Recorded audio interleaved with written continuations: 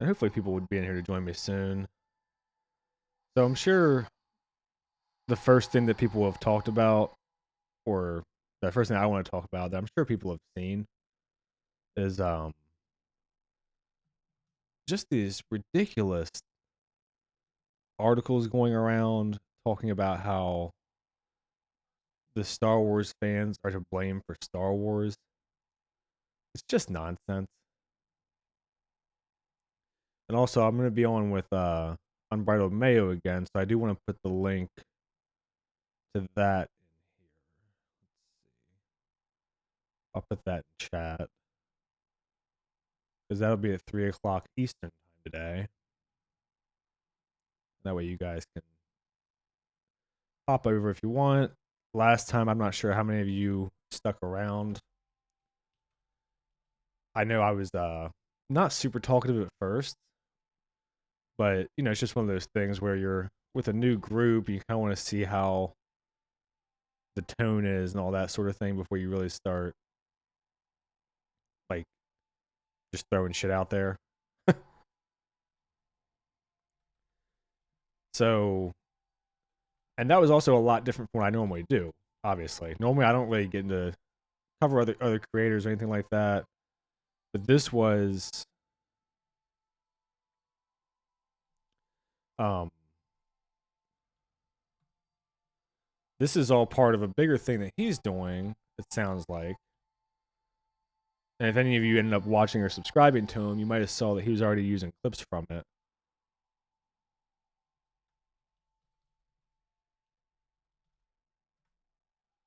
So that's kind of what the deal was there. Let me get chat in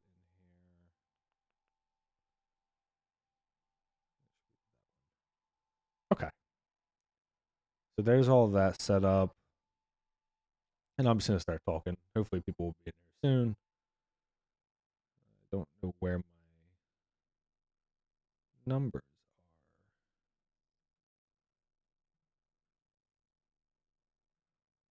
are. Oh, there we go. Okay. So there's all that.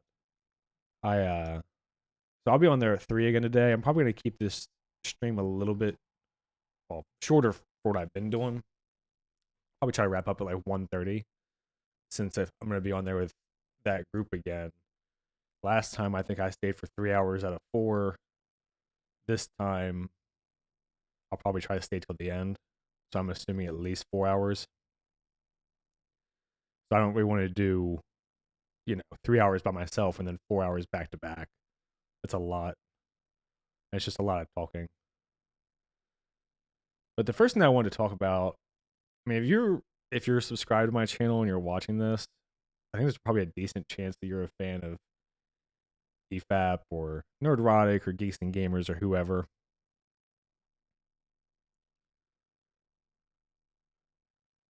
And so you've probably seen them all talking about this article that came out, essentially blaming the Star Wars fans for the Acolyte just being an absolute sack of dog shit.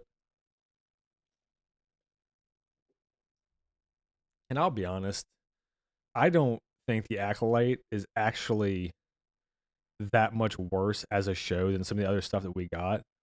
Like I thought Kenobi was really bad. I didn't watch Boba Fett, but it looked terrible.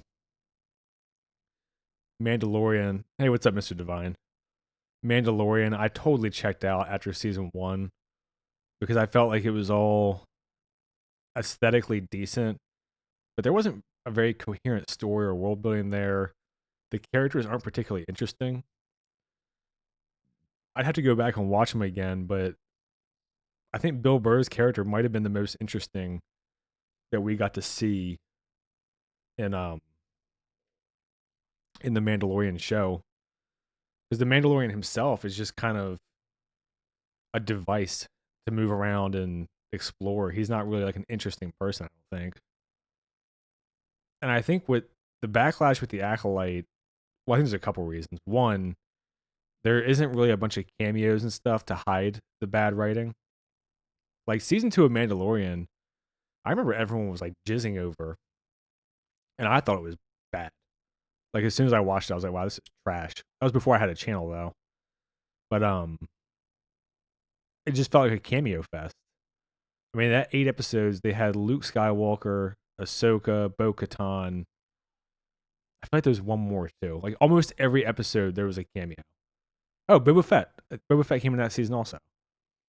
And I think the thing that the Acolyte doesn't have to help, like kind of mask how bad the writing is and the story and the world building, is they don't have those cameos. Like they had Ki-Adi-Mundi right in that one scene, and everyone immediately was bitching about how it breaks canon.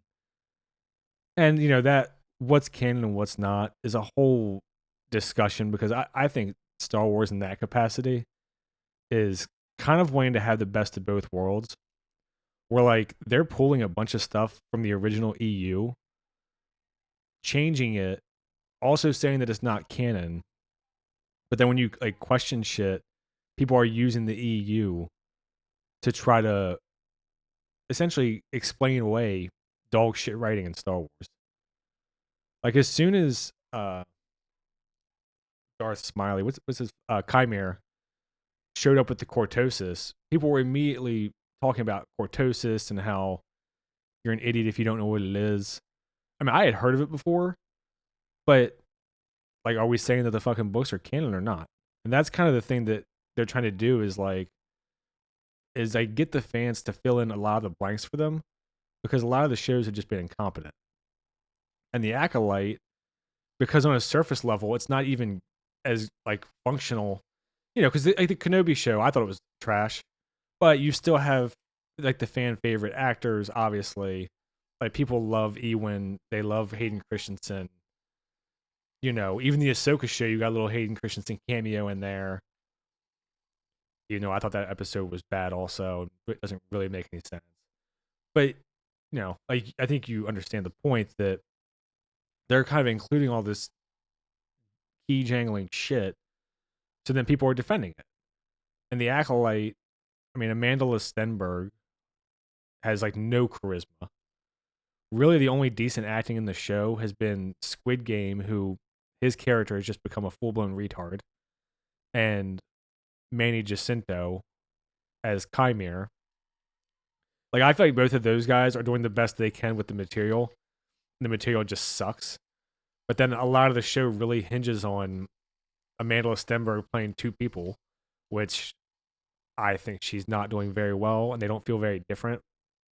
Like if you want to see a good movie where someone plays twins like that, go watch Legend with Tom Hardy, because he plays two twins. One is very charismatic, like he's the like strong leader type, and then his twin brother is insane, and like kind of he's always messing things up for them.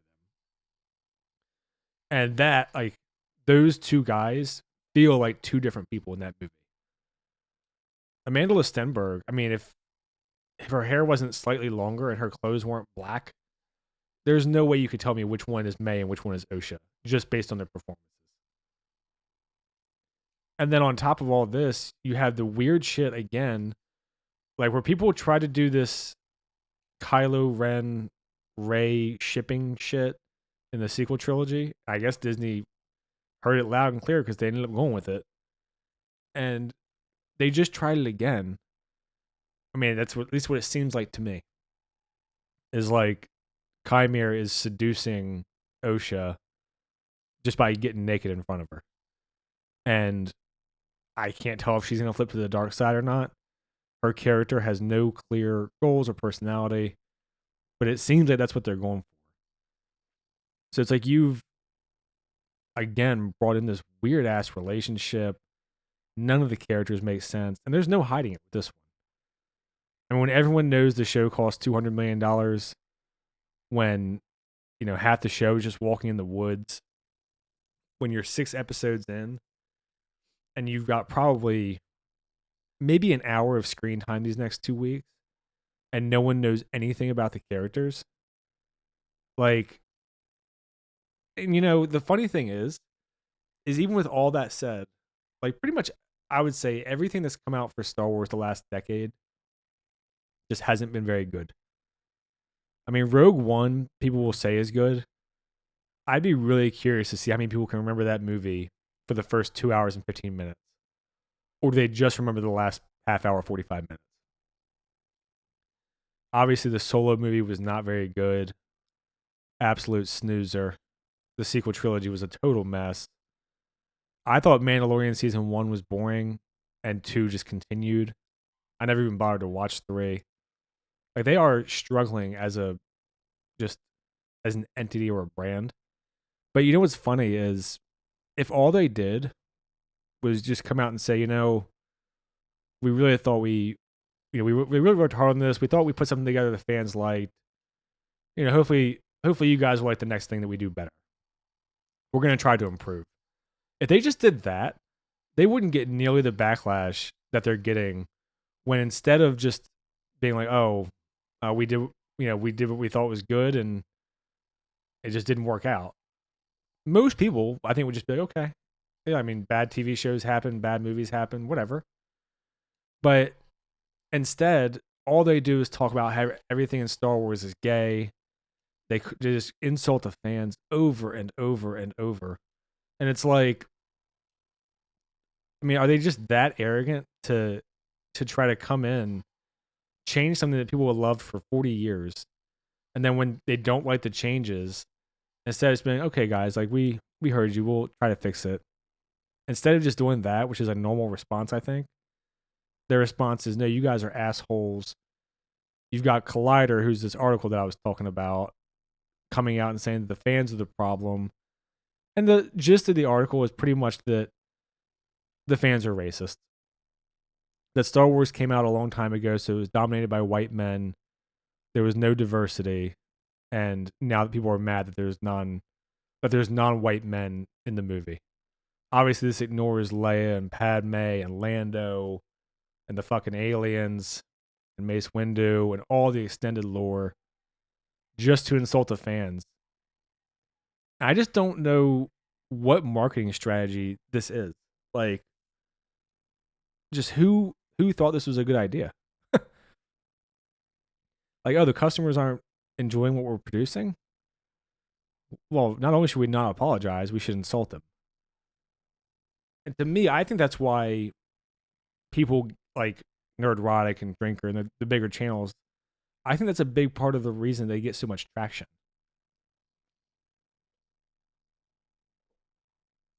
Because,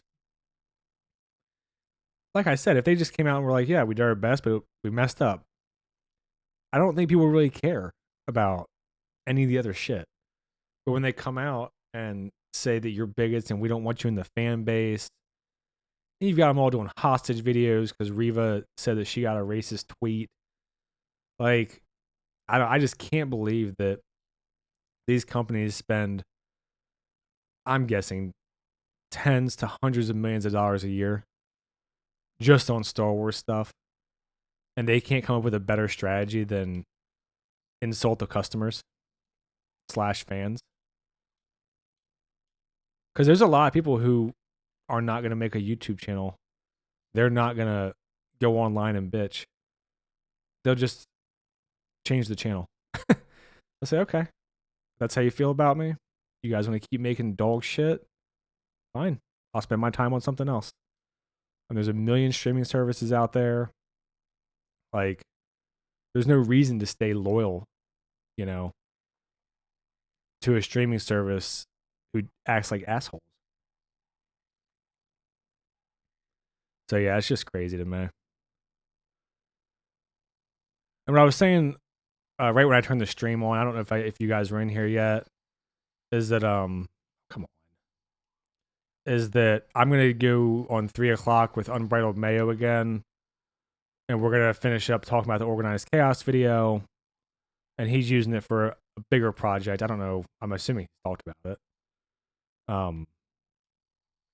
But he's doing. It sounds like he's doing like a kind of like a positive video about Mueller, from what I could tell, because I guess because I don't really seek out like haters on YouTube and drama.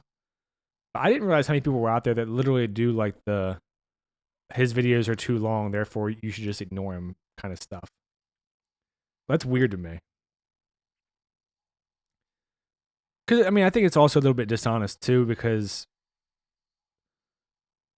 I mean, a big part of it is like his solo videos. He's also suggesting improvements to the script, and he's giving context and like trying to explain the whole picture.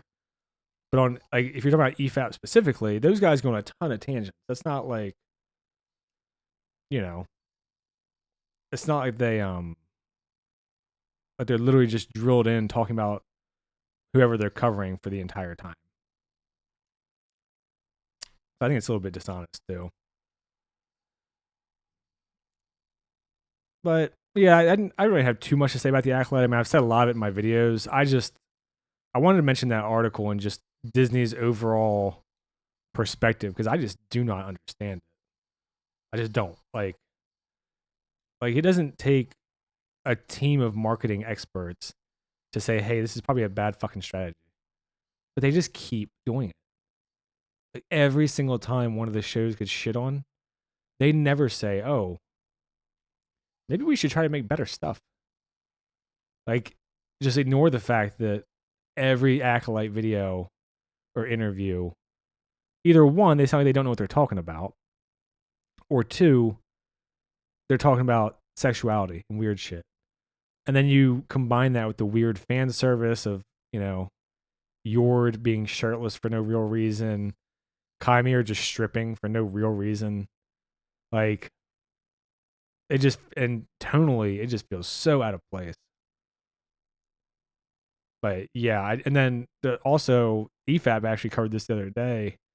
Leslie Leslie Headland did an interview where she's trying to explain like kind of like the thought process behind the characters, and you know, from a writer's perspective, what she's hoping to achieve and stuff. And I feel like the questions that she was asked were pretty softball questions. Like, it was definitely one of those interviews where the interviewer was on her side and just kind of wanted to give her the chance to speak. And she seemed like lost. Like, she seemed like she didn't even know what her own show was about. And she couldn't really explain the character motivations. It was weird. And the fact that they let her do that when the show is already, I mean, getting just dunked on by everybody, the viewership, I'm sure, is dog shit. Like, how can you not understand your own story for like a 15-minute softball interview? And and this is, I think, too, where you can see like the sort of weird misalignment of like their morals and what they are trying to do. There's one part of it that really stuck out to me in the interview for Leslie Headland was she trying to justify kind of why Kymir isn't the bad guy, despite the fact that we've seen him. I mean, he groomed May, right, like to turn her into a murderous assassin. He sorry, I was distracted by this banshee. He literally just murdered all those Jedi like right in front of Osha, who he's then trying to get to like join him. And her logic was the line where Soul was like, "You killed a child," and he's like, "You brought her here," and he thinks that that's a zinger. Is where you brought a child into a war zone or a dangerous situation, and like on one hand, sure, but there is no more depth to it than that. And even if the Jedi are stupid for bringing young adults, because I think she's 20 in real life, young adults into dangerous situations, which they would have to for training at some point anyway, you're still the murderer. Like, you know, it wasn't a situation where he like tried to show her mercy. He was just straight up killing people. So yeah, I just, you can just really see the disconnect there from like the message that they want to get across and then what's actually taking place in the show. And they just seem to not understand like just basic morality. Either that, or you have to create a situation where Kymir really is trying to hide, and the Jedi are like really aggressively pursuing him. So then when he kills people in self-defense, you're like, okay, well maybe he's not just a straight up murderer. But he just snapped Yor's neck, fucking poked holes all through Jecki, and then called her it. And then we're supposed to have some sort of sympathetic ear to that. Because he's like, well, you brought her here. I mean, not to mention that, they brought like 12 people there. So they probably didn't assume that there would be anything there to really put them in jeopardy besides the forest. So yeah, that interview was just pitiful to listen to. And you can just really tell like how little the people making Star Wars actually care about Star Wars. Like the Ki-Adi-Mundi thing also got brought up in that interview, and they just kind of laughed and said it was dumb. Like, yeah, like established lore and characters, that's just dumb. And I kind of touched on this earlier, but a big part of the problem I think for Star Wars is like what's canon and what's not. And for like, here's a really easy example, right? Is obviously, hey, what's up, Mayo? Is obviously in Revenge of the Sith, Palpatine mentions Darth Plagueis. Plagueis the Wise and all that. So like, we know that relationship is canon. But because they've done this throughout all the book shit and the comics and whatever else, you have the book Darth Plagueis that I guess isn't canon, even though that provides currently, as far as I'm aware, all of the backstory for Plagueis and Palpatine. Like they really, I think, made a huge mistake just saying, look, we're going to get rid of everything. What they probably should have done was say, hey, we're going to get rid of certain things that we can't reconcile, or we're going to keep the things from this era until we do a show or movie that's going to overwrite it. Some kind of system. Instead of just being like, screw it. The only stuff that counts is the stuff that George Lucas did himself. And then the stuff that we do. So now you've got all these High Republic books that I've never heard anyone talk about. I imagine the sales are piss poor.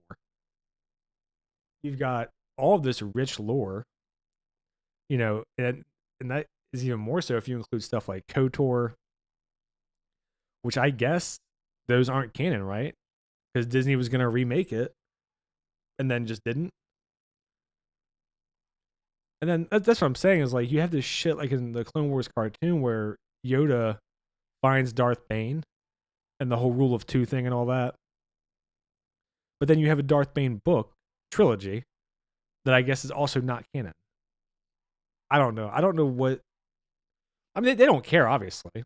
Like they're literally updating the Wikipedia as these shows come out instead of just fixing the shit beforehand. Like, I mean, there's a million things they could have done instead of having to be Ki-Adi-Mundi in there. Have it be his dad or whatever. All we wanted for the sequels was Luke, Han, and Leia together. That's it. They had one chance, and we can never have it now outside of AI. Yeah. Yeah, that is something. That's what I'm saying is like at no point has it seemed like they've had any kind of any kind of understanding about what the fans actually want. And that's something that is just basic. That's like the most fundamental basic thing. Is like, oh, what do the fans want? Well, they want to see Luke, Han, and Leia together. They want to see Luke kick some ass. They want to see Han be, a little bit mischievous, but still the good guy. Like, that's just like the fundamental stuff. And they didn't get any of it right. And then you could tell they kind of did the sequel trilogy, I think, with the same thing that happened. Hey, what's up, Flack? The sequel trilogy kind of did the same thing that I think happened with Halo 4, 5, and 6, where they made their first one with some plan for the next two. But then because there was so much backlash and people were upset, they were like, oh shit. Like we need to change directions for the second one, which would be obviously episode 8 for Star Wars, Halo 5 for Halo. And then it happened again. So then again, when they got to 6, they were like, well, shit. Now we've done 2 movies. We need to wrap this shit up. We don't know what to do with it. And Star Wars, I mean, Halo, I was not a big fan of Infinite, the story in particular. But, they at least tried to like just jump and change direction. Star Wars didn't have that luxury. Like when you're following, a handful of characters through their story, you don't get to jump into a new direction. And then obviously Rise of Skywalker was just an absolute mess. It's just crazy to me that like this thing that they spent billions of dollars on and are still spending, I'm assuming, billions per year. I mean, this piece of shit show alone costs 200 million. That doesn't even get into like the hotel that costs 100 million. Whatever movies they're starting production on, like the Rey movie and the Mandalorian movie and Ahsoka, like they're spending money, like they're spending a shitload of money on this stuff, and they don't even have just a fundamental, basic understanding of how to run it. Because I really don't understand why they can't just be like, okay, we have these like few people that are lore guys, like they're gonna be not writers, they're just gonna make sure that the writers don't break anything established, and then we're gonna hire good screenwriters who at least, even if they're not giant Star Wars nerds, who at least like the original Star Wars movies, right? I think that's a bare minimum you can ask for. Is like, do you like the OT? 7 through 9 should have been Thrawn, Heir to the Empire, Dark Force Rising, The Last Command, with Thrawn as the main villain and Luke, Leia, and Han as the main good guys. Yeah, I'm actually partway through the second book of those right now for the audiobook. And yeah, Thrawn is really good in the books. Like even that's what I'm talking about. Like when they don't understand how to manage stuff, it's like why? Like Thrawn, I think at this point is in those 3 sequel books.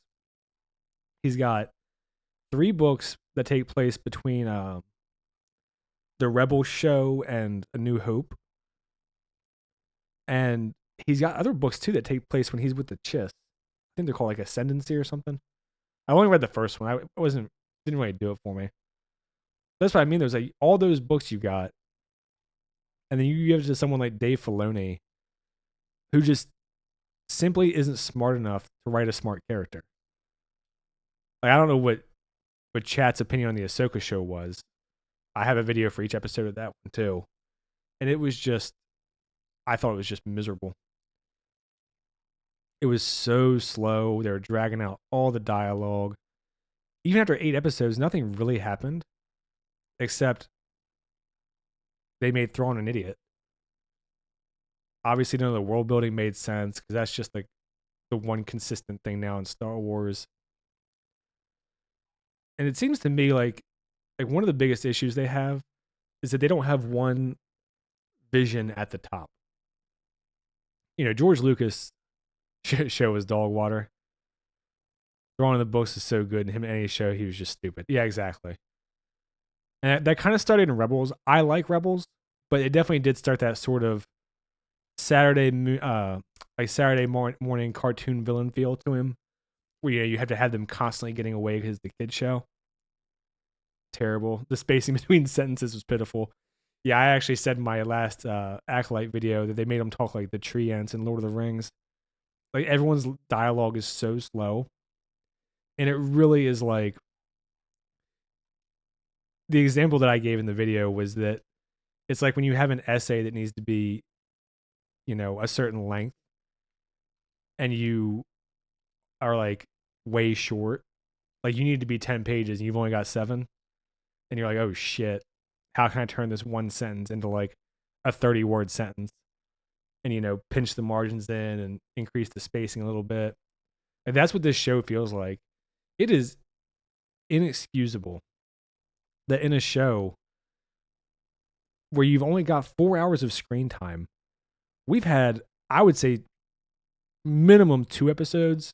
I think you could argue 3, where just nothing happened. Like, how can you just waste time like that? Episode 4 and 6 were both completely pointless. I think you could say that episode 3 also was, because the way that they told the story, and they've done this all season, where they just sacrifice any like explanation for a story. They'd rather have the mystery box that's going to lead to an unfulfilling payoff later. So the whole show is like, oh, are you guys just setting things up all the way until the final episode? Because that's what it seems like. Like, having a twist is more important than having interesting characters, the way they've done this season. It's like people who string out videos to get a second ad in. Yeah. They made Thrawn stupid, Luke depressed, and the New Republic not be able to fight pirates. Yeah, Jesus.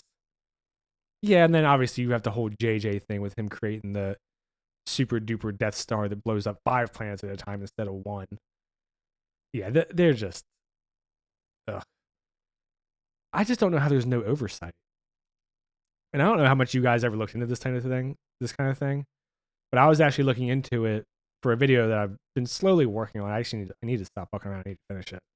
But I was just looking at the money that they spent. They spent like $500 million on each of the sequel movies. Now, they got some tax breaks and stuff, so that didn't all come out of pocket. But still, like, you're spending $500 million on a movie, putting yourself in a position where you have to make 1.3 billion, 1.4 billion. You can't get people to just do like a Wikipedia search and like see what the established lore is, or like how long does it take to fucking use hyperspace to go to the outer rim?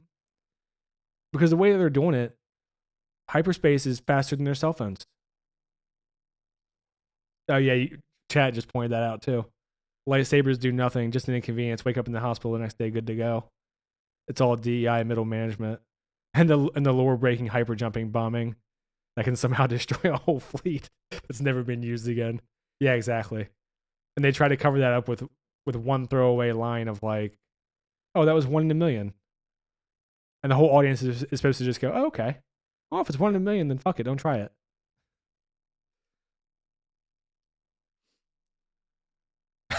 We need to measure every piece of content by how many Godzilla minus ones it took to make.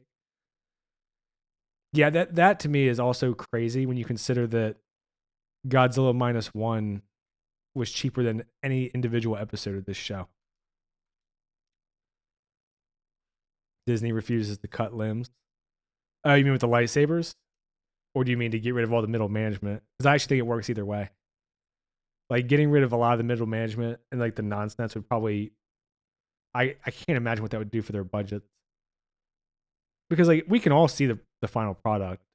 That money is not making it to the screen. I mean, and like, acting wise, I like the Squid Game guy as an actor. I like Carrie Ann Moss, even though she was more of a cameo. But they're not paying for big names, right? Like Amandla, is it Stenberg or Steinberg? Whatever. I hate to fire everyone at the top. Yeah, that's for damn sure. But like Amandla, whatever, Stenberg, she's not some big name actress. She probably got like, what, $1 million to do this show? Maybe a couple million? Actually, let me look that up real quick. I wonder if you can find that online. Let me see.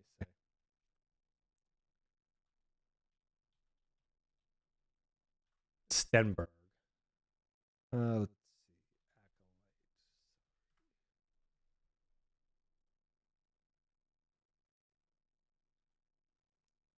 Huh. Well, I didn't see her initial. I don't see her specific salary, but it says that they spent $50 million on pre-production. And this article is all just about how the women are getting paid less still. But it doesn't say what her actual part was. That's what I'm saying. Though, it's probably a couple $1 million. Like, there's no way that they're paying her. Like, she's not getting $15 million to be in the show because she's not bringing anybody's eyes to the screen. The twin girl was Rue from the Hunger Games. Yeah, there are no big names ever, but they spent $200 million. Like, where's the money going? The math ain't mathing. Yeah, exactly. And that's kind of my point. Is like, if they were like, oh shit, like, we really need to get eyes in this show, let's go get Leonardo DiCaprio and maybe Jennifer Lawrence, not now, but a few years ago, whoever, like with when you get like those crazy casts, you can see how the budget can get big fast. But this is not the case. I mean, even in the Kenobi show, I don't think there was anyone famous outside of Ewan McGregor and Hayden Christensen, was there? I mean, the other main person was Leia as a little girl, and then you had a little bit with the Organas, but yeah, I mean, I don't,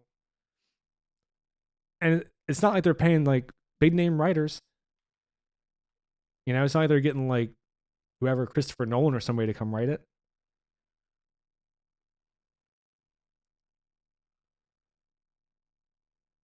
The guy who plays John Wick could be a bounty hunter.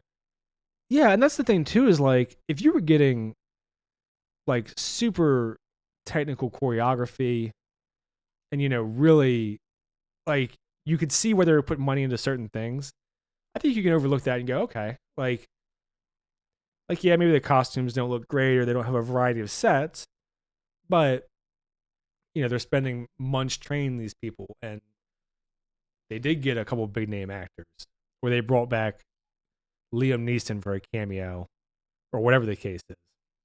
But yeah, I at this point, I think you have to assume that like half of these budgets is going to essentially jobs that don't really need to exist.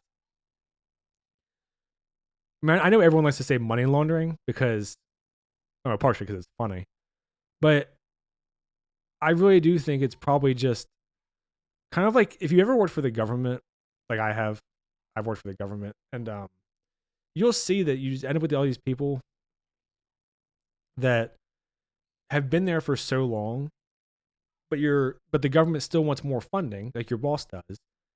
So you end up just like taking that person's work away to the point where they don't really even need to do their job anymore.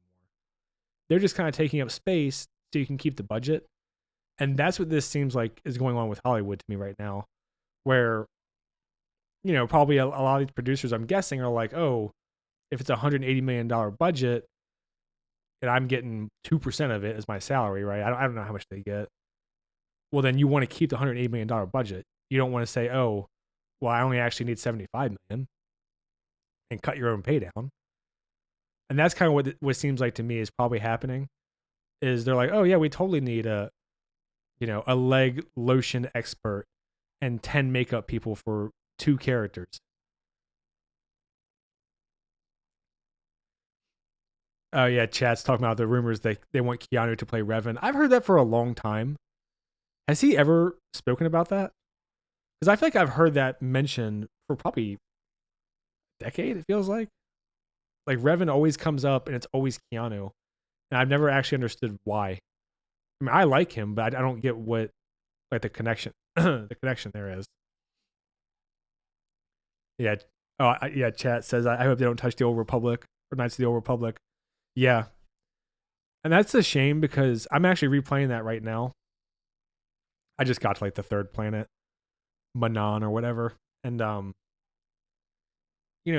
that show or that game, Jesus Christ, that game is so expansive with the lore.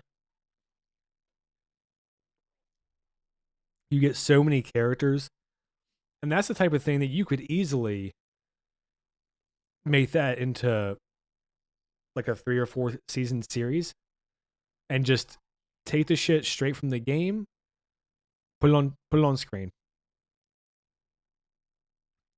Keanu looks similar to body wise as Revan. I mean, I like him too. I just wonder if he's too old now because he's. I mean, I know he just did John Wick. But he's still like 60ish. I mean, I guess it depends on how crazy they want to go with the lightsaber fights. But like, could you imagine the first season of that show could all take place on is it Terran or Terrace? I think is the planet. The very first one where you start and you kind of don't know what's going on, and then that part ends with you finding Bastila. I think you had to win the swoop race to get her because that's a pain in the ass. And then, um, Malik is like, "Fuck this planet" and blows it up. But you, like, obviously, you escape in time. Like, could you imagine how like excited people would be for the season to end that way? And then you could get all the weird little lore stuff where you're exploring the planet and seeing how the Sith run shit. I mean, obviously, you get to meet if they kept the game characters. You have Karth who has an interesting story. Um, Mission is, I think she's decent. You have your whole thing with you and Bastila, which now they've already kind of stolen that, so I'm not even sure if you would want to keep that. But there's just so much there you could do. And then each season, just keep expanding your crew and introducing people. Obviously, I'm blanking on the guy's name, the Mandalorian that you hang out with. Oh, it's irritating me. And then everyone that I've ever seen talk about, um, that I've ever seen talk about it, loves uh HK-47, the assassin droid who's like super dry, total dick. Like every time that game comes up, people are like, "Oh, he's like my favorite character," and he's hilarious. And I feel like Star Wars could actually use a little bit of levity. I mean, unfortunately, they either go with like your mom jokes or everyone just wants to kill themselves. There's not really like an in between. I don't think Keanu is motivated by money. He does it for passion. Yeah. I mean, if he likes Star Wars and they could get him, I mean, I'd be fine with that.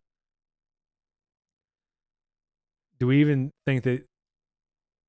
Uh, do we even think they know any Knights of the Old Republic characters or lore? No. I've actually seen clips recently of Leslie Headland saying that she wants to be the one to do a Revan story, which God forbid that fucking happen.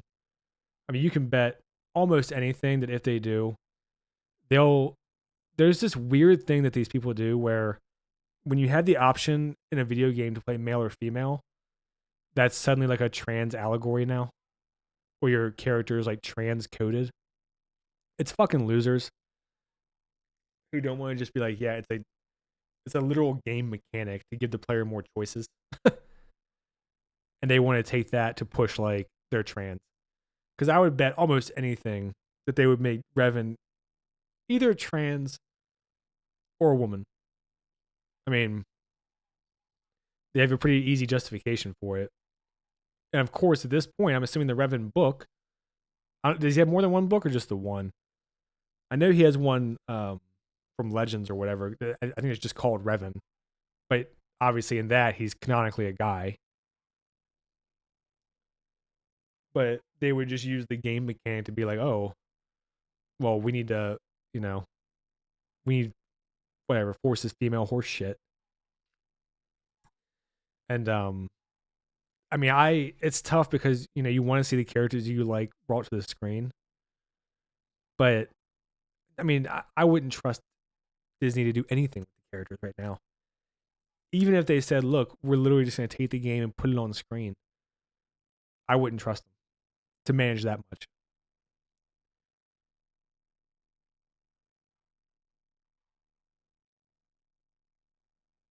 I can't stand all the Disney sellouts on YouTube now, like what Eck and Generation Tech have turned into, and they support all the shit Disney's making. Is Eckhart's Ladder? Is that who you're referring to? I don't think I've heard of Generation Tech. Is that a Star Wars channel or just a bigger media channel? Because Eckhart's Ladder, I've definitely heard of if that's who you're referring to. But I've actually never really watched his stuff. I mean, usually for Star Wars, I end up with some kind of amalgamation of like Geeks and Gamers, Mauler, Ryan Kennel has been actually joining EFAP for Acolyte, and he definitely knows his shit for the lore. And then every once in a while, I'll check out like Star Wars Theory. They're both big Star Wars YouTubers. Okay. I'm surprised I haven't seen Generation Tech just because of the algorithm. But but yeah, I mean, I like Star Wars Theory. He's interesting to me. He's the one that I watch because I used to actually see a bunch of his stuff maybe 5, 6 years ago. He had all these videos about like the different lightsaber techniques, He used to do a bunch of these like what if such and such happened, and it's interesting to see his like essentially like Disney just slowly whittling him down because him as much as anybody like wants to like Star Wars. He wants to like Dave Filoni. I mean, I would assume financially he's incentivized for Star Wars to be good, right? His channel name is Star Wars Theory, so the more people that are watching Star Wars, the more interest there should be in his channel, at least theoretically. And to just see him being like just slowly beaten down, it's weird. And it kind of sucks. I mean, because I think he is probably the most relatable for like everyone. Because that's how Star Wars has made me feel. Like I was like really looking forward to the sequel trilogy. I was looking forward to the Solo movie, Kenobi show. The Ahsoka show was the one where I was kind of like, if they can't manage this with Dave Filoni, like this is Dave Filoni's baby, and he's bringing Thrawn in and Ahsoka. If they can't manage to tell a decent story, I don't think Star Wars has anything left. And I thought Ahsoka was shit. And then obviously, I didn't watch like Bad Batch or anything, but obviously the Acolyte has been abysmal. And I don't know if the Acolyte is actually the worst show or just it just doesn't have the other stuff that people like to hide behind. I really can't tell because I feel like there's a decent amount of people who come Ahsoka season 2 will get a couple of obscure cameos and they'll be right back on board. Or if people are like realizing now what Star Wars has become, I really can't tell because the Normie audience kind of lags behind like the critical audience just because Dave is so overrated at this point with the amount of lore he's broken and adding time travel. Yeah, that whole world between worlds thing and the balls to say it's not time travel. When it's like you walk into a space, walk out into another space in a different time. How the fuck is it not time travel? And that's the thing too, is it seems like Filoni doesn't even stay consistent with his own shit. So yeah, I think Star Wars for the foreseeable future, I wouldn't say there's really much I'm optimistic about, which is a shame. Because I'm sure like most of you guys, I watched the original trilogy, I think, when I was, I don't know, 8, 10, a kid. And it's just something that, I grew up with my whole life. Even the prequels, I had a lot of fun with them. I don't know if I would call them good movies, but, I still like them. And they still have a lot of good moments, a lot of interesting ideas there, even if they don't execute them very well. Ahsoka season adding the mother so they can fuck her character too. Yeah. Yeah, I think like what Dave Filoni did to Ahsoka and Sabine is like the epitome of my problem with him being in charge. Like Ahsoka should have died. I mean, pick a time, right? Order 66, when she fought Vader, anytime during the original trilogy.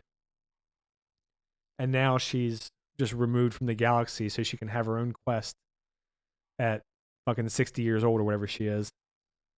And then on top of that, they took Sabine, who was already kind of, I would say like OP, but she was like a tech genius, a Mandalorian warrior. She was trained with the dark saber, like all that shit, right? She invented some crazy ass weapon as a teenager, and then they add her being a Jedi to that. Like they just give her the Force on top of all that shit. There's just no self restraint there for the characters that he's created or likes. Like, and if I remember correctly, I've only watched Rise of Skywalker once. I think people were speculating that Ahsoka died. Yeah, exactly. Flack says he needs to stop making everyone Force sensitive. Yeah. Like having the Force, particularly after the fall of the Jedi, should be like a super rare thing. But but yeah, I was just saying like that kind of indulgence and just they don't ever want to kill anybody. Obviously, they brought Palpatine back. They brought Boba Fett back. Like, and Dave Filoni is probably what 50 years old. So even if Kathleen Kennedy steps down and he's next in line, I mean, is anything really going to change or improve? It'll just be more of how many of his own characters can he jam in or make them special or make them more important than they should be.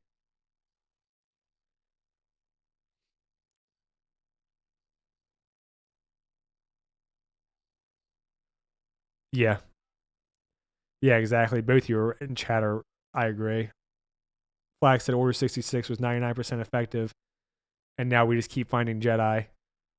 And then Mr. Divine said, I think Ahsoka overstayed her welcome. Like Clone Wars was cool. Rebels was kind of pushing it, but it makes what Yoda said in Empire meaningless. Yeah. Like I thought bringing her back for Rebels, I mean, you can say that she fucked off and hid before the Jedi fell, but once she fights Darth Vader, she should be dead. But then they also did all that weird shit with her where the owl, um like the like the embodiment of the Mortis god or whatever.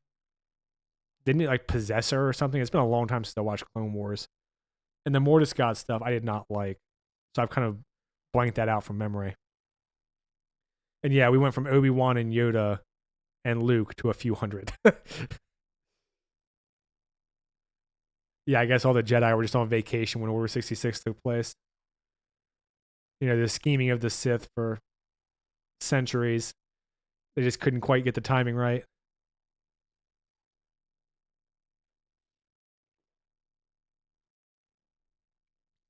But yeah, I mean, Star Wars. Okay, so yeah, Flack is saying that she is like the embodiment of the light side, which is what the stupid owl is. That's what I thought. But I don't remember what the explanation for that was, or if they ever actually planned on doing anything with it, or did she just like sacrifice herself for Ahsoka to come back to life, and then she died or something? I did not like that whole thing. The Clone Wars, I think people kind of block out a lot of the Clone Wars cartoon. Like I liked, the stuff with Mandalore and Maul and all that. I liked seeing Anakin's progression, you know, having his own Padawan and all that. But there's a lot of stuff in there that is just boring. Yeah, I mean, I'll be honest. I don't think Ahsoka's gonna die as long as Dave is in charge ever. Like even with that little thing at the end of Rise of Skywalker, where she's like part of the dead Jedi. Do you think that means anything to him at this point? I mean, I could easily see some bullshit throwaway line where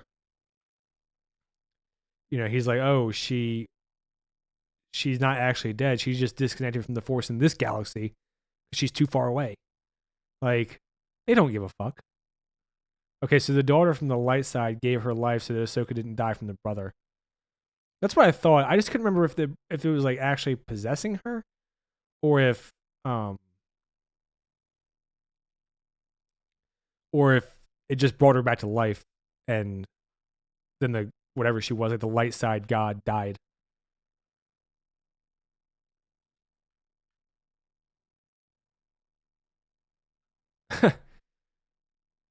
Yeah, chat's saying that they'll just change Ahsoka's age if they need her to. Yeah, that's what I think too. And they'll literally just change the length of time that her species lives.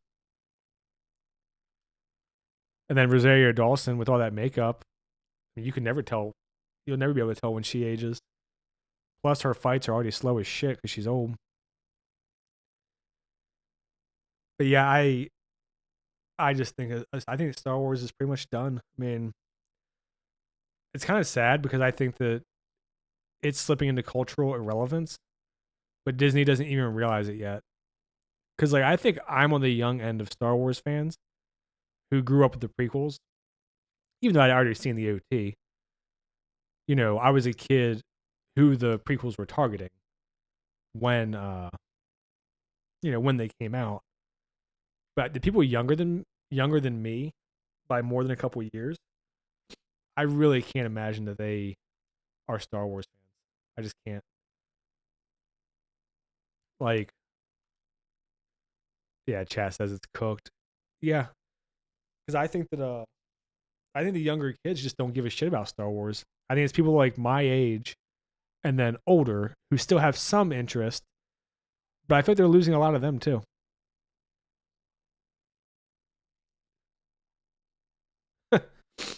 They just need to get away from the Skywalker timeline, to be honest.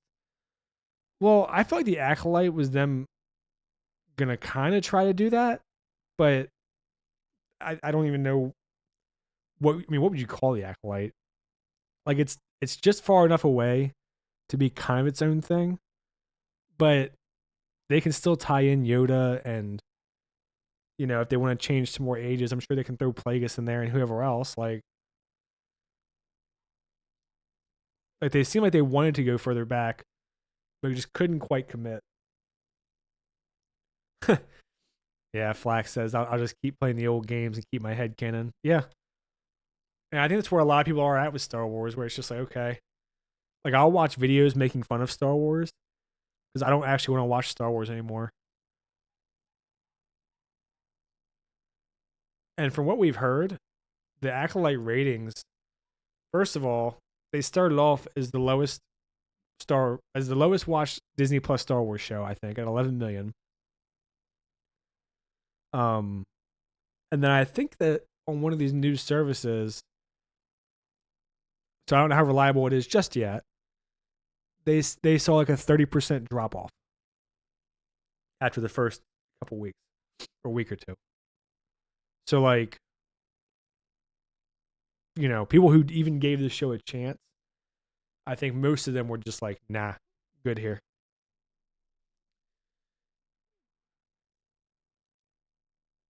Yeah. Yeah, they needed no tie-ins, no Yoda hanging out. I agree. I mean, Darth Bane, I think that trilogy that they scrapped, I want to say it was like 1,000 years before A New Hope or 10,000. It's way back.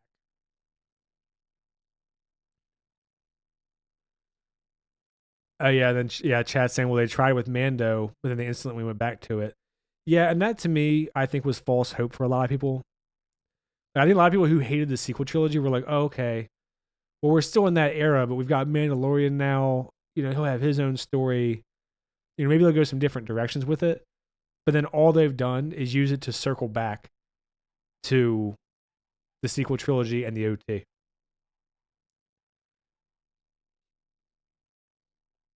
Hey, what's up, Jakin? Yeah, Jakin's saying that they made the universe of Star Wars so small. They really have. I mean, you have a like literally an entire galaxy to tell stories in. You don't have to have your stories connected to anything really, except for on a vague level like the Empire or like the technology. But even then, if you really want to, you can have the Empire be irrelevant. Put them in wild space, whatever, or the Outer Rim. So like, yeah, the Empire's in charge, but it doesn't affect your story at all. There's plenty you can do. Where are the Chiss or the Grisk or the Yuzong Vong? Yeah. Oh yeah, yeah, yeah. Mr. Divine's talking about how they brought back Bo Katan, Boba Fett, Luke. Yeah, that's what I was bitching about earlier with like the cameo fest.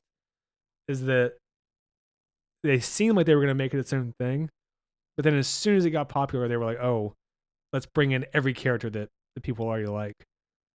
And then they also started setting up like the clone shit to bring Palpatine back and all that. Like they were never getting away from the sequel movies. It doesn't seem like to me. I think people, I think people were just coping because they wanted them to go like to retcon the sequels so bad, and I don't think that was ever the intent. Sadly,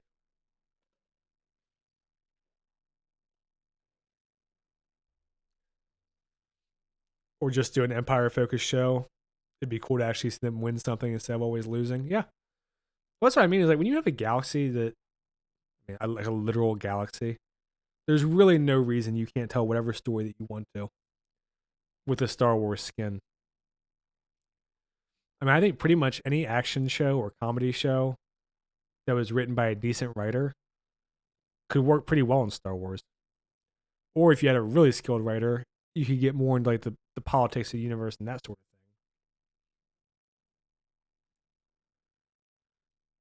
I think Luke was always set up. Mando gave him to baby Yoda to the Jedi. Yeah, yeah. I think Bill Burr was like the only thing approaching a character in the Mandalorian. Like the Mandalorian, they didn't really give him a personality at all. He kind of reminded me of I don't know if you guys saw the Civil War movie. I thought it was fucking terrible, but I think I mentioned it in my video that the journalists who are like the main characters don't actually have a personality or opinions.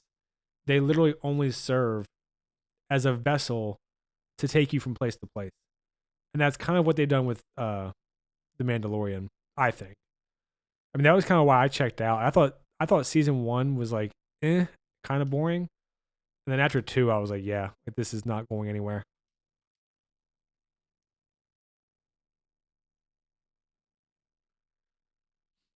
Like I want to see a large scale war that the books have just in live action. They can't write worth shit. Well, that's the reason I always bring up Darth Bane, is because one, that's like one of the only book trilogies that I read for Star Wars. But two, those books start off in like the Jedi Sith War. So like, there's like prolonged battles on Rusan. They're in the jungles and shit. You've got like a Sith Academy where they're trying to recruit from. You got the same thing going from the Jedi side where they're both like trying to bring in whatever people they can to fight. But see, that's the type of thing that I feel like even if it was not done very well, that most normie fans would gush over just to see, like a large scale battle with lightsabers and shit. I mean, I don't know how old you guys are, but if you remember the Attack of the Clones trailer back when that was actually coming out, the one thing that they always showed was that scene in the stadium where all the Jedi are running at the droids. Like, people love that shit. And that movie is like very meh. But I would guess that most people really enjoy the last 45 minutes, hour, whatever. Where you get them fighting the Geonosians, you get Mace versus um, Jango Fett. You know, you get obviously Obi-Wan and Anakin versus Dooku.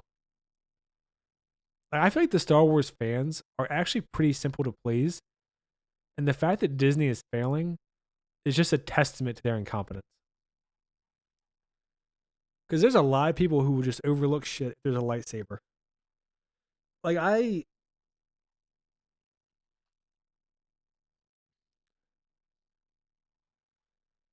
yeah, yeah. Chat's saying that if they got a show that was a lot of space combat, even if the writing wasn't great, they wouldn't care if it looked cool. I think that's how a lot of people are. Like, yeah, you have like your autists out there, like Mauler and those people, but 99% of your normal audience just wants to be entertained for a little bit. And Star Wars, I mean, I think with Star Wars, you're really getting the benefit of the doubt as a writer. Like, there's a whole legion of people who see Star Wars on something and want to like it no matter what. So, yeah, it's just pitiful. And the reality is that I think they just hate the audience so much that even if those fans started to like stuff, I'm not sure if they would want them to. Sword fights are only interesting if you care about the characters. Yeah. I mean, I think that's why episode 5 for the Acolyte was just like, yeah. I mean, he killed a bunch of people. Who cares? I mean, I guess it was kind of shocking that Disney would do that, but no one like. I'm not convinced that anyone gave a fuck when Jackie died or Yord died. I couldn't even remember their names until after they were dead. Because I was calling Yord Fusion Frenzy and Jeki Sumi or Suki.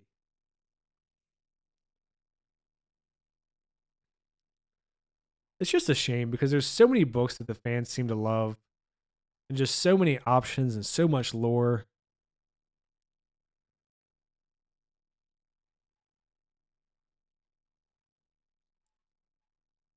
Yeah, chat saying you could start a show with the ship getting blown up in the Battle of Endor and show only the space battle afterward at Endor. Shit, man, don't give me any ideas. You'll have fucking Luke getting knocked out and de-aged Leia fighting everybody by herself or something.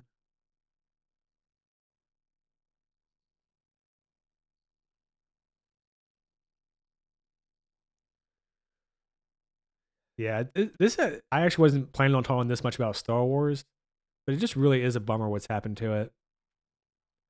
And the fact that realistically, I don't see it getting better anytime soon. I mean, I would say we're looking at a minimum of probably another decade of bad Star Wars because these giant corporations, even if they wanted to change, which they don't, I mean, you have to consider like how much personnel and how many like shareholder opinions and whatever pre-production stuff, all that would have to change before we actually start seeing new products. I mean, people seem optimistic about Andor season 2. I never watched Andor. I just didn't have any interest. And so for me that's nothing. But I really cuz like look, the Ray movie is scheduled to come out I think next winter, next December. Is it December 25 or 26? Either way, then you've got Ahsoka season 2 and the Mando movie is going to come out in probably 2026 or 2027. So even if all that stuff just completely bombs, right? That doesn't even include whatever other shows we get in the meantime, like them having to figure out what to do with the universe and the brand. So I think we're easily looking at like 2030 before they even consider any kind of serious change. And they might just never do it. Because I think there's a pretty good chance that Kathleen Kennedy steps down, whatever, a couple years. And then Dave Filoni just steps in right behind her. You know? I mean, sadly, at some point, we're going to lose George Lucas. He's getting up there. And I think their last gasp will be once him and Mark Hamill are gone, or at least George Lucas. I don't know about Mark Hamill. But once George Lucas is gone, fucking reboot the OT. And at that point, if they fuck that up, which I mean, let's face it, they probably will. What like what is there left of the brand at that point? Yeah, chat's saying it's just gonna go like COD until it gets canceled. And the Andor is actually good. I've heard good things about Andor. I've heard a mixture of it's boring, and I've heard a mixture of it's really good. You know, you just have to let it build. And it's not even that I'm opposed to watching it. I just like knowing that those characters are the ones that die in Rogue One. That's kind of an era that I don't particularly have any interest in. And Cassian Andor was a character that I didn't particularly give a shit about from the movie. So for me, it was just like a complete, just no interest. I mean, I like, and yeah, Andor was amazing. Yeah, I mean, I like Andy Serkis. I don't really know anything about the actor who plays Andor himself.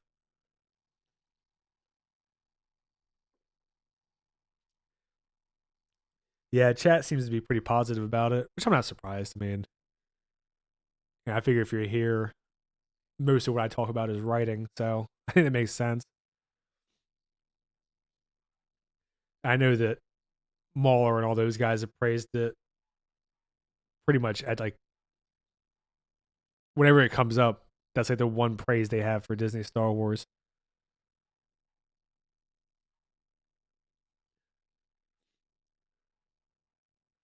I like the era. It's just from the Thrawn books and talking about the Death Star being made.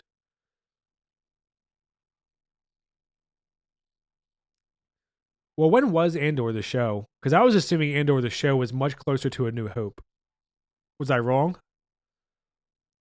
Because I actually liked like Rebels, which is also in that era if they're that close in time.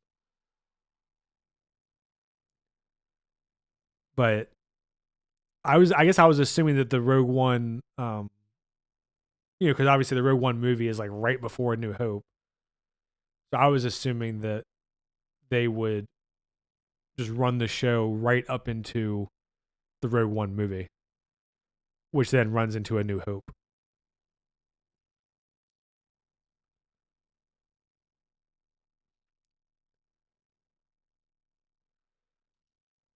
And I know season 2 is coming out. It's when the first Death Star is being made. Okay.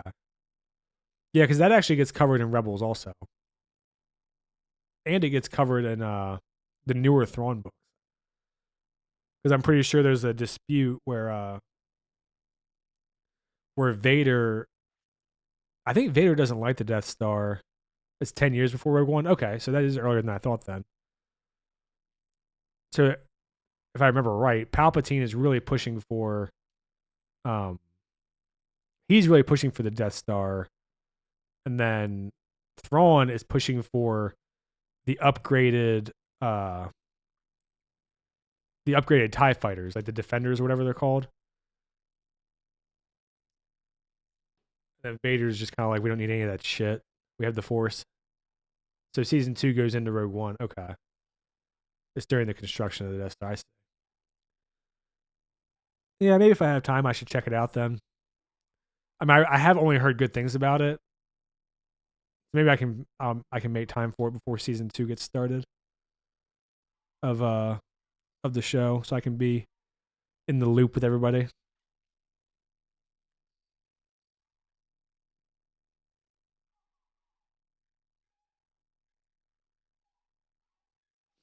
Thrawn and Vader want better fighters, while Krennic and Moff Tarkin want the Death Star. Yeah, yeah,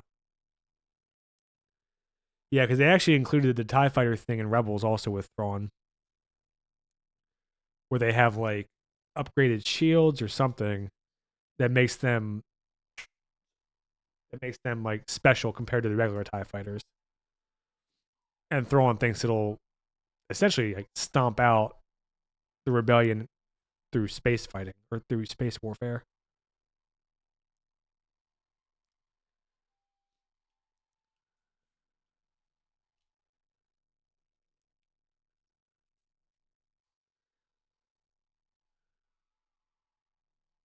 All right, well, I was going to talk about the new anime shows, but I don't really have that much time. I guess I'll just go through them real quick and then I'm going to wrap up so I can have a break before Mayo's stream. So for the new anime season, Tower of God season 2 just started. I'm looking forward to that. Oh, they have a shield and hyperdrive, so they're just better overall, I say. The TIE fighters. But Tower of God season 2, if you're into anime, just started, and season 1 had a really good ending. So I definitely need to go rewatch that and just go straight through because I really enjoyed it. It's based on a webtoon, so the art style I think is a little bit funky compared to most anime because the webtoons in general are Korean, and they're colored, so they get like a different look to them than manga does. I started the rom com show Alya sometimes, or Alya. I don't know how you say it, it's a Russian name. Alya sometimes hides her feelings in Russian. I really enjoyed the first episode of that. And I actually bought the book and read that yesterday. So that was I mean if you like anime rom coms, you'll probably dig it. Essentially the premise is this very attractive girl in the main guy's class, Alya, is kind of like a bitch to most people. And she sits next to him in class and always gives him a hard time, and she's just kind of got to stick up her ass. But then she'll say stuff about him in Russian, like calling him cute, or why can't you be nice to me that way, or pay more attention to me, like that type of shit. And he gets pretty flustered by it because he can actually understand a little bit of Russian, but he pretends not to. And then he's like, I've been letting it go for like a year now, so it'd be really, really embarrassing if she found out that I could actually like understand what she says in Russian sometimes. Sounds like my kind of girl. Yeah. So that's like the gist of it. I don't think it'll be one that really drags too much. Some rom-coms I feel like go on a bit too long. I'm only one book in, so I could be wrong, but I don't think it's going to go that way. But yeah, I enjoyed that first episode. I just watched one called the anime titles are so fucking long. It's called like the strongest mage in the Demon King's army is a human, or is actually a human. That has 2 episodes out. It doesn't seem too serious. The plot's pretty self-explanatory. He's a super powerful mage, hides his face, wears a disguise because he's human, and the demons are at war with the humans. And his goal is actually to get demons and humans to live together. So that seems like a pretty chill one. My Hero Academia, if you're into that one, is coming up in the climax. The manga only has 3 chapters left, I think. Either 3 or 4. So the manga is wrapping up. My guess is that the show will go probably one more season after this. It's kind of hard to tell how long they'll stretch it, with fight scenes. Because it's the type of thing where, if they want to, they can cover 6 chapters in one episode, or they can make it fucking last 3 episodes. All right, it sounds good, May. I'll see you in a little bit. I'll put the link in chat again in case anybody wants to hop over at 3, or if you guys just need background music or whatever the case is, or background noise, I guess. It's Sunday.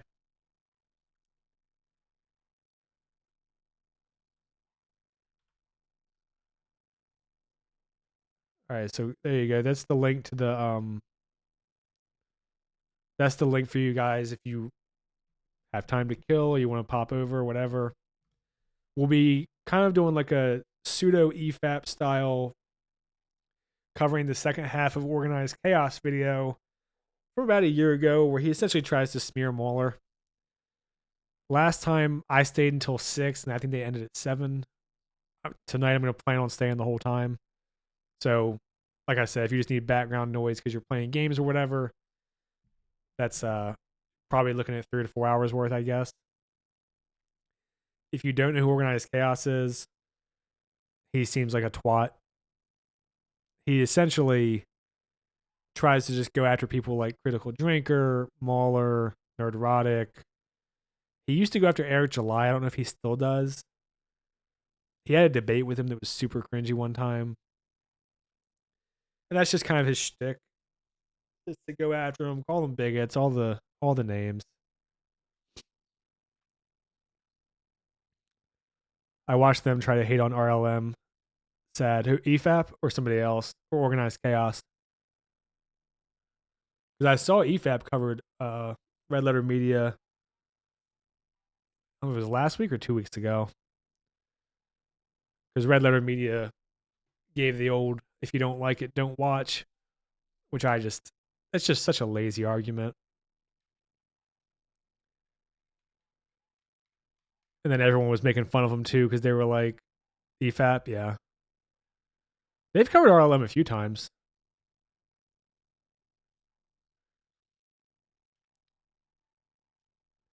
Yeah, and then I saw everybody was memeing about them being like, there's children starving in Africa.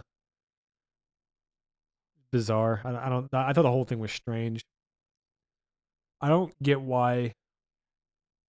I don't really understand like the notion that you shouldn't criticize stuff, especially when it's stuff that you've already had a vested interest in. Like if you're talking about a completely original movie or show, I think that argument makes a little bit more sense. Of like, if you don't like it, don't bother. I've actually never heard them be political at all. I don't know if they are or not. But EFAP is also, I would say, completely apolitical. I mean, they actually go out of their way to avoid politics, which I appreciate. But I think. Oh, what I was saying about the meme though, of like no one hates whatever Star Wars more than Star Wars fans, or Halo more than Halo fans, or whatever. It's like, yeah, the people that are going to be the most angry are the ones who've invested their time into something and their money and whatever emotions. So I think it makes total sense that the people most upset by bad Star Wars would be Star Wars fans.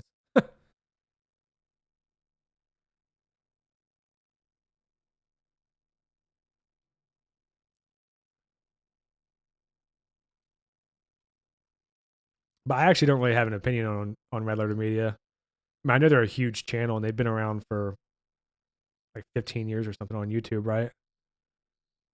But I've never watched any of their stuff. I don't.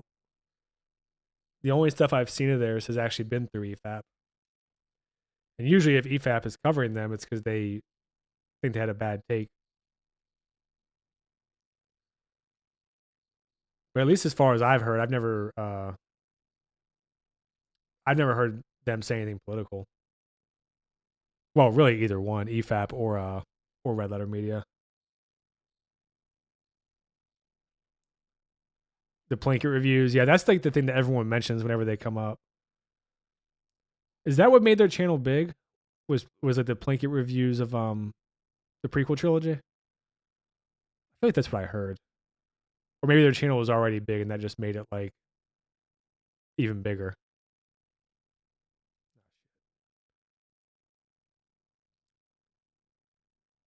Because I think, what do they have, like 5 million subscribers or something? Their channel's massive. And I know that some of those older channels, kind of blew up early and then don't don't get the engagement still. Oh, every Plinkett review. Okay, I've only ever heard people mention the prequel trilogies. I didn't know that was like a thing they did on their channel, like routinely.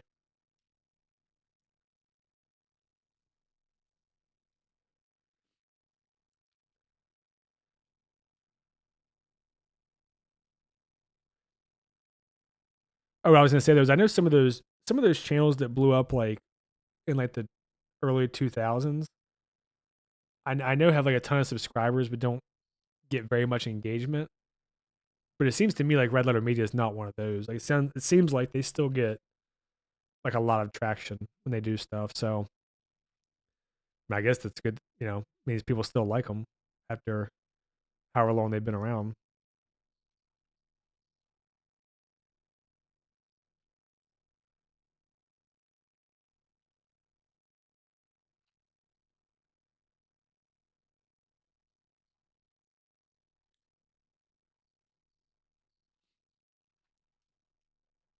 But yeah, organized chaos is not he's not Red Letter Media. I mean, I think he actually has a decent amount of subscribers. I said the wrong number last week. Apparently, there's two organized chaoses. One of them has like 130,000 views, and I think he actually, or sorry, subscribers. I think he has like 25,000 or 28,000, somewhere in there. But some people were saying he gets really low engagement on all of his stuff that isn't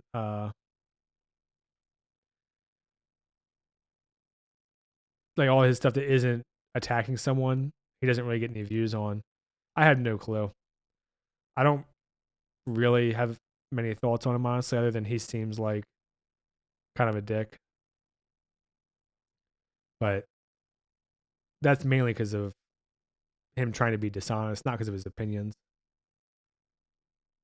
Not very routine, but they're great when they do come out. Should give the prequel trilogy a watch. Maybe watch it on stream. How long are they?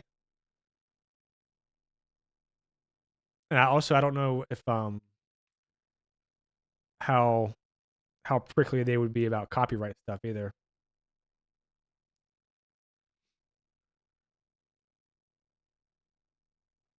I mean, it's not something I would be like opposed to, but obviously if their videos are like 2 hours long or something, I'd have to spend the whole day on there. So,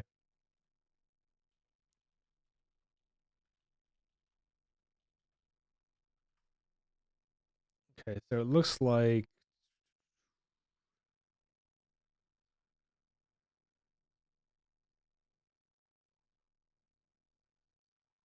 they have it. Okay, they have it. It's a 7-part video, or it's a 7-part playlist. Sorry, and each part's about 10 minutes for the Phantom Menace. So roughly an hour. Yeah, it'd be like an hour 15 minutes.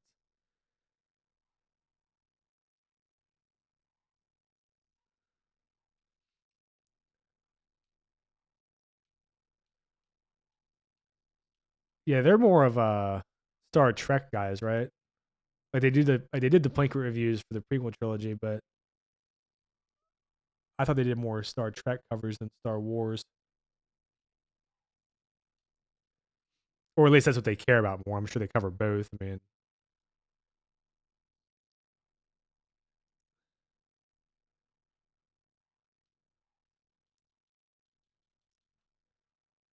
all right. Well, I'm gonna wrap it up here.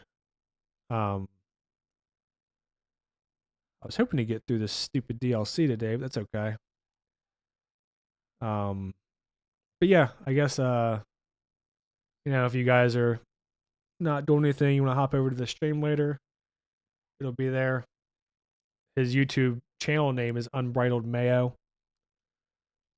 Um, and yeah, so I'll be there from 3 to whatever.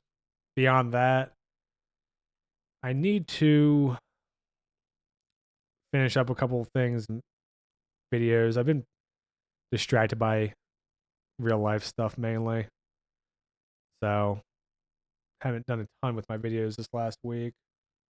But oh well, what can you do? But yeah, so have a good weekend. I'll plan on being here next Sunday as well, and hopefully I'll get a couple of videos out this week while I'm doing stuff. I can be a little bit more productive. I'm gonna blame the fourth, but okay, yeah, that's it for me for this one. Um, yeah, I'll talk to you guys next week or in the comments or whatever. See ya.